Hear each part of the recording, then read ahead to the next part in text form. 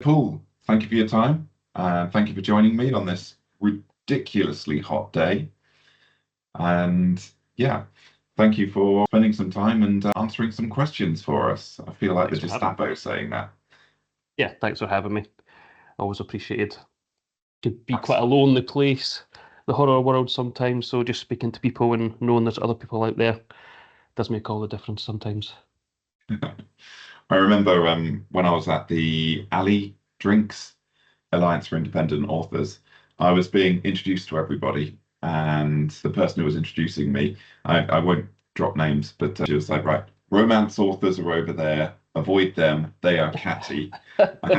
Horror authors are over there, they're not standing together, they're all apart because every single one has social anxiety. And I was like, oh, yeah, okay, right, I'll get a beer and I'll go join them, but not too close then. Right. Yeah, that's how introverts unite.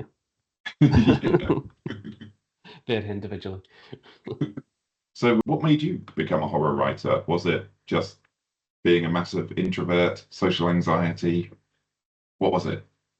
Oh, good question. Good question. I've never actually given it a huge amount of thought, to be honest. I think just growing up in the 80s and 90s was obviously the kind of boom time, VHS tapes, Blockbuster Video didn't really care how old you were when you were renting them, at least not in my neck of the woods. So horror was freely available and just part of everyday life.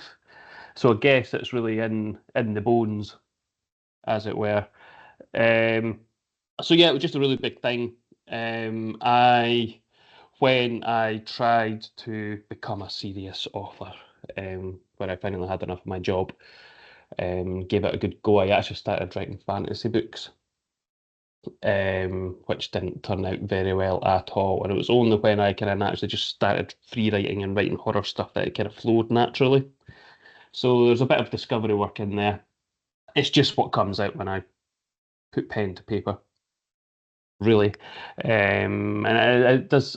I think all horror writers are either two types of people. They're either really kind of extreme people, but more so, I would say they're probably people that see things that other people don't.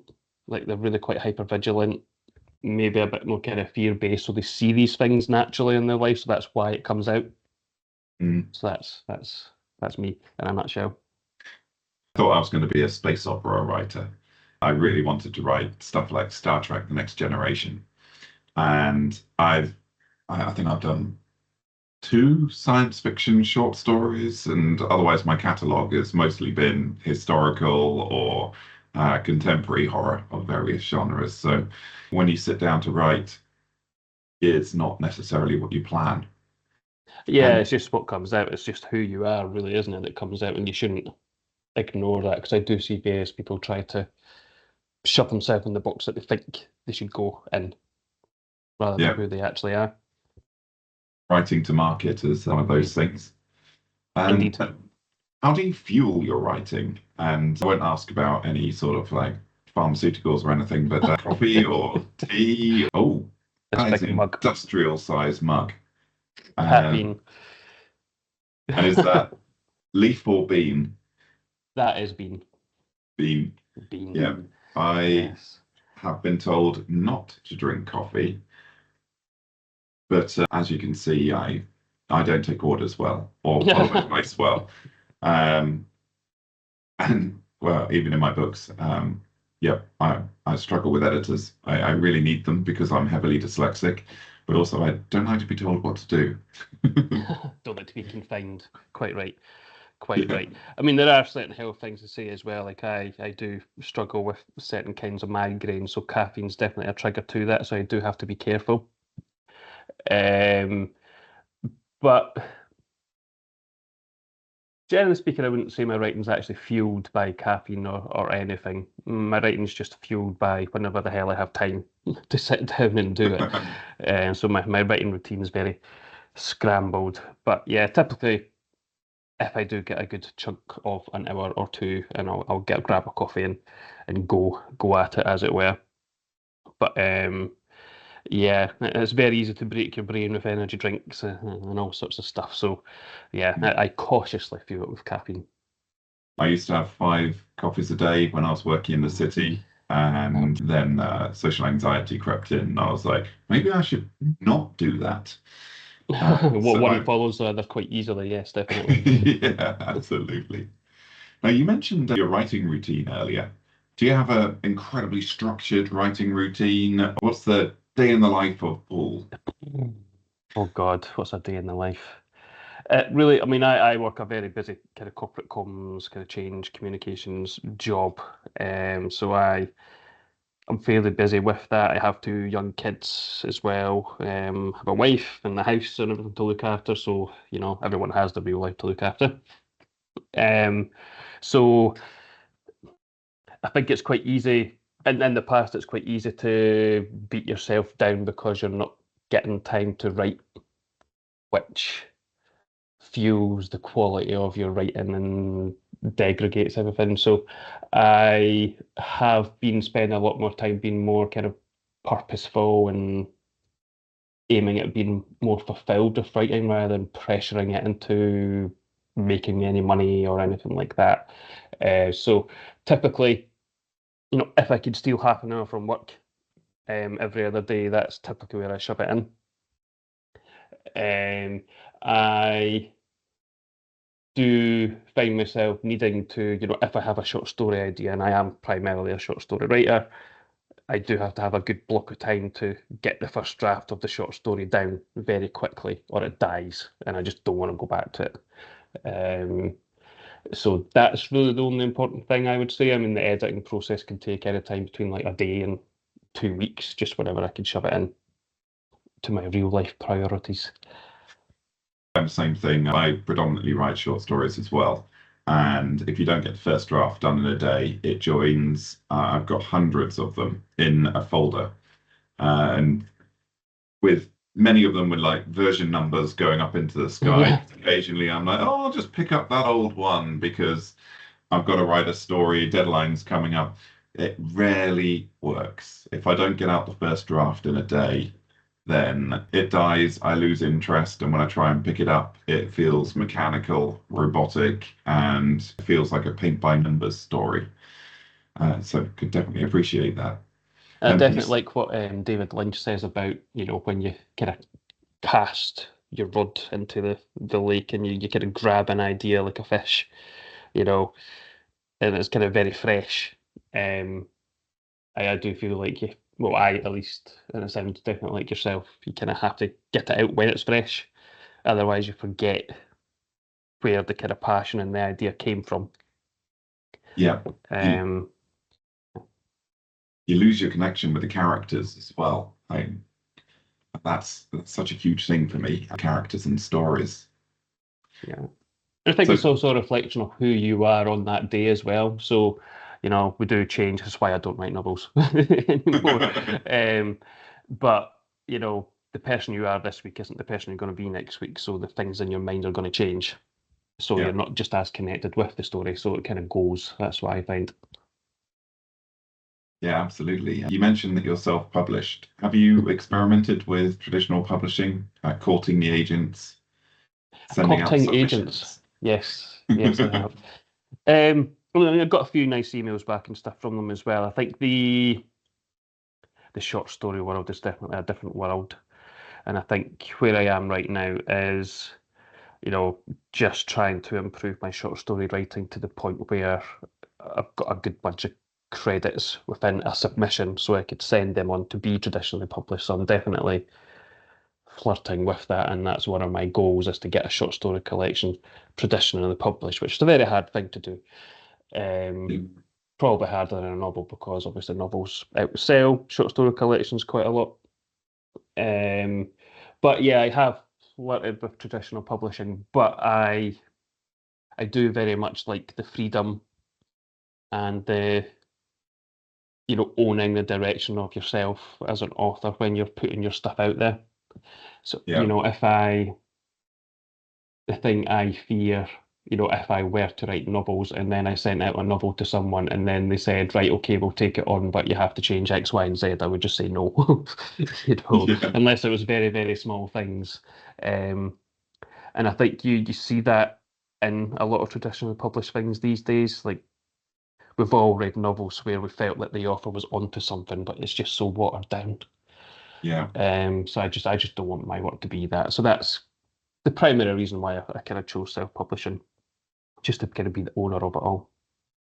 I experimented with traditional publishing for moments. I sent out one submission, and then when they didn't reply within 24 hours, I got deeply annoyed and went straight to KDP, which shows that I definitely don't have the right mindset for traditional publishing, which, as this is going on the internet, just agents, if you do want to send me vast amounts of money, I'm obviously up for it, but I'm terrible at the whole submissions game. But it's a really valid point you say there. J.R. Tolkien, when he wrote Lord of the Rings, he originally wrote them as one book.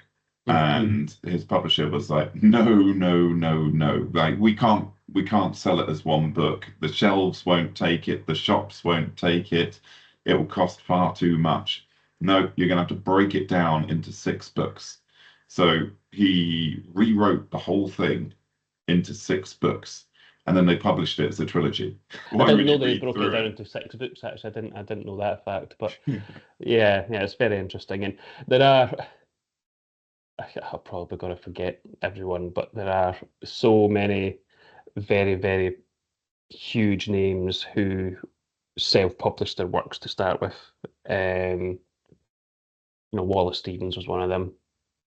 It's probably a whole list you could rattle off as well. I just can't remember them off the top of my head. But when you look back at the people who are held up in esteem of these kind of literary geniuses, a lot of them did have to self-publish their own work. Especially these days, it's getting harder and harder for traditional publishing. So the marketplace at the moment is huge, and it's never been easier to become self-published, especially with the COVID pandemic. We've had a lot of new authors, and it's a new and exciting time because there are so many books out there. And each year we're only adding to the pile because the classics are still just as readable and just as buyable as they were. So unlike with perishable goods, the range and the choice is just growing. What advice do you give to new authors out there who are coming into this marketplace and they want to be seen and become a millionaire? Oh God, being a millionaire is probably not going to happen. I mean, I think, is the likelihood that you're going to be the next bestseller and be a millionaire overnight, is it likely? Probably not, but is it possible? Yeah, it is possible. And I think, if you just look at the marketplace, yes, it's crowded, but you've got Brandon Sanderson and Stephen King and J.K. Rowling is probably the last kind of big, huge, massive authors that broke into the scene as the next big writer. So we're overdue, like a couple of big names, I would say. There's not really one person out there that's really held up as the best writer in the world right now. At least not according to what I'm saying anyway. So there's a space for quality.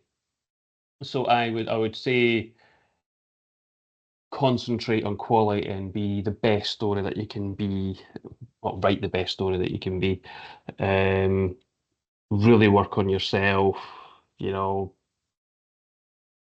try not to fall into the trap that you have to be told that you have to write every day, that you have to publish every day.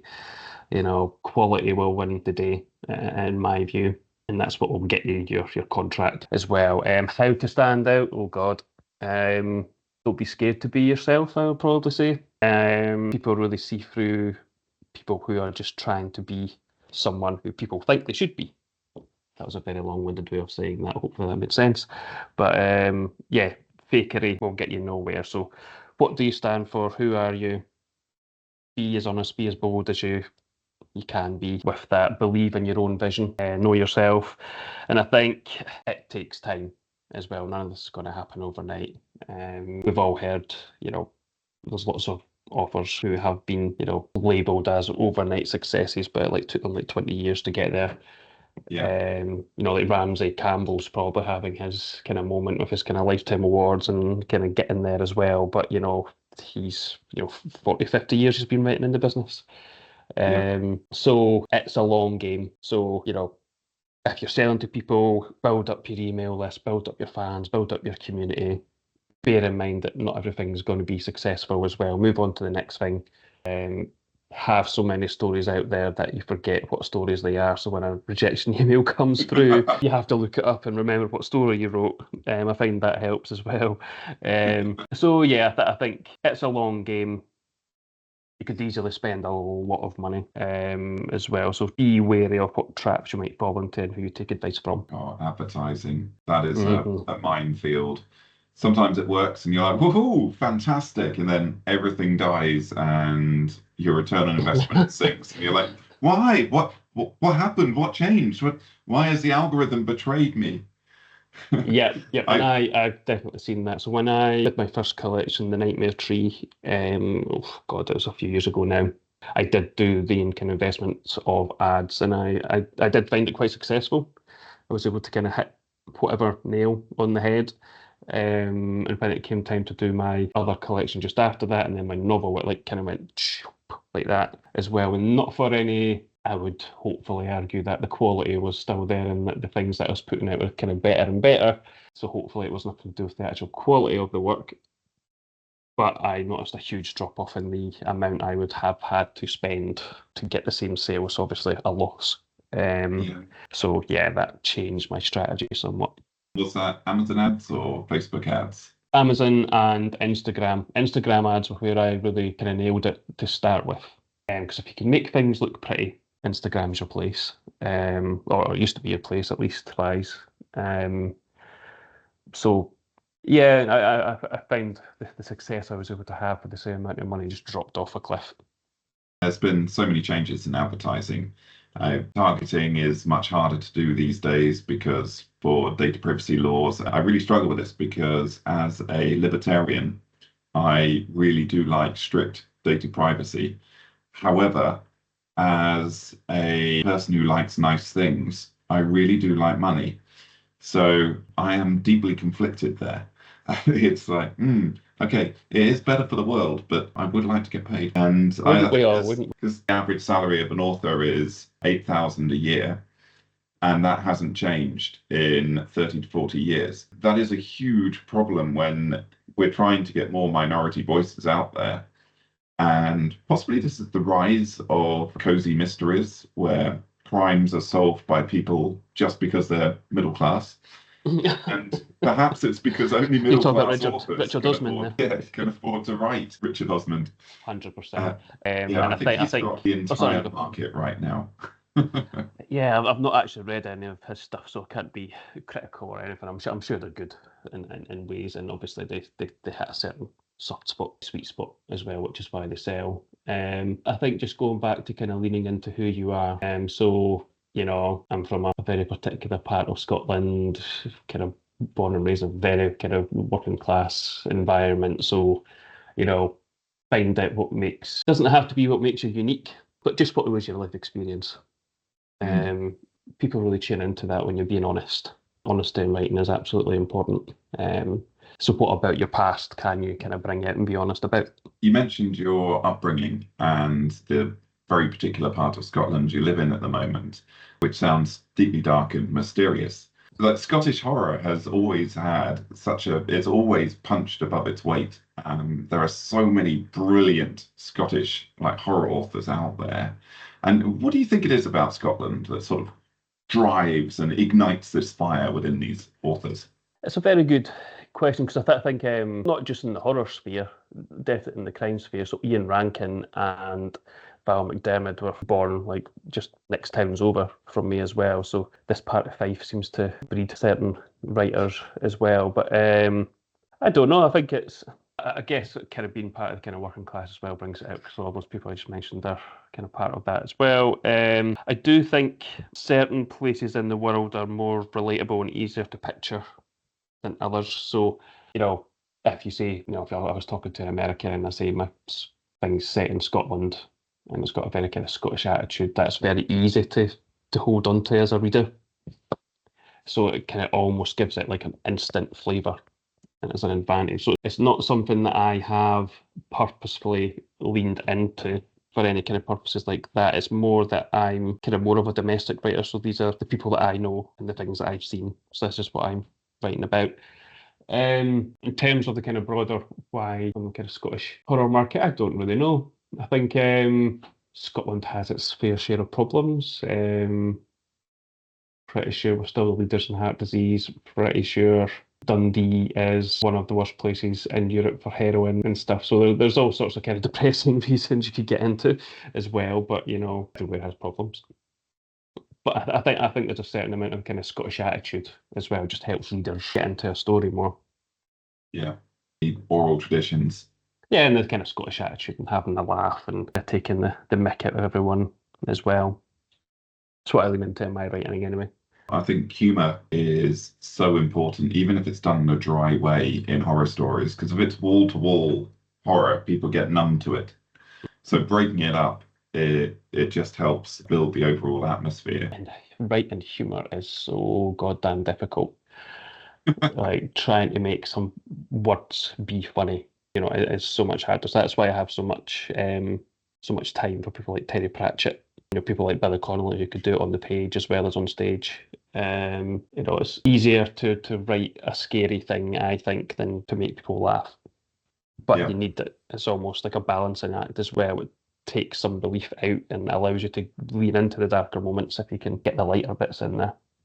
I do get in trouble quite often because I'm in quite a few WhatsApp groups and Signal groups, and I'll be chatting away with my friends, and then I'll see something in the conversation that will just log in my memory, and sometimes it's intentional and sometimes it's not, but it will end up appearing in my next story, and they'll be like, "Oi." So it's like, they don't know it was you, but Change maybe the don't name. say that in the future. There was one of them. They were two of my friends were having this incredibly engaged, sort of really geeky conversation about Rat, the heavy metal band from the 80s, and they were getting really into detail for it. I got a whole story about that. That was fun. Who knows where the stories come from, and they just pop at you. Yeah, absolutely. Well, thank you so much for spending time with us and taking time out of your day and sitting in an incredibly hot office. Yeah, no worries. What are you And doing in the kind of Horror Writers Association UK? So I was a member, and because there wasn't much kind of UK action, I kind of drifted away. So you're kind of reinvigorating that's the HWA plan. for the UK. Yeah, I like it. Excellent. No, there used to be a UK horror chapter, and it used to be quite vibrant. So, what we're trying to do is bring that back and also provide some promotion because I always feel really bad when I contact people and I say, "Hey, I'm here to help you promote your book for free," because I get about 20 of those a day from people who then try and charge me money. And then if you try and add, but it's not a scam, then people are like, yeah, it's definitely a scam. But what we're trying to do is we're trying to boost UK horror, give it a promotion, spread it across social media, and give people outlets that are free and not paid. Because I think the horror community very much, it rises and falls together. And if we build up the horror community as a whole and increase its exposure, it helps all of us. So, It just makes us feel all connected as well, which is worth its weight in gold. yeah. Really, there's other people out there. We are looking to do like physical meetups as well and that sort of thing. But we are quite limited because as a charitable organization, we can ask people to pay membership fees, and that's done with the head office. But what we can't do is we can't do an event and say it will cost X amount for people to turn up there, because then all of a sudden it's who takes the money? Is there a risk of embezzlement? What's the tax repercussions on it? So everything we do has to be free, which means we're pretty much limited to, hey, on this day, let's all go to this library or this pub or any sort of place that will let us go there for free and catch up. But if anyone has any ideas on how we can do more to promote UK horror without spending money, then we are always grateful to hear it. Yeah, it sounds like quite the challenge, but no, good stuff, good stuff.